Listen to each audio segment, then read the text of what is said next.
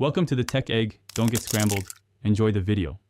You start by choosing the home screen page where the search bar will live. Long press a blank spot to open home settings. This saves time versus moving icons later. Once the options appear, tap Widgets to view all available widgets. Make sure your Google app is installed and updated. Otherwise, the Google widget won't be offered. You're doing this so the widget integrates with system search and voice functions, making access faster and consistent across apps. Now find the Google section and locate the search bar widget. There may be small, wide, or shortcut variants. Press and hold the search widget, then drag it to your chosen location. You'll feel how positioning matters for thumb reach and widget overlap. Once placed, release to fix it on the home screen.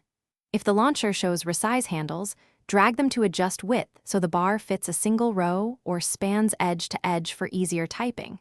This ensures quick search access. To finish, tap the new search bar to confirm it launches the Google app and responds to voice input.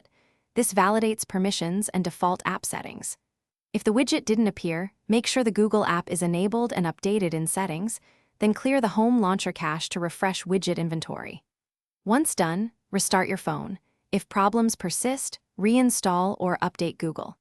This step fixes permission or cache conflicts, so the widget behaves reliably every time. Thanks for watching. Consider subscribing if I helped unscramble your problems.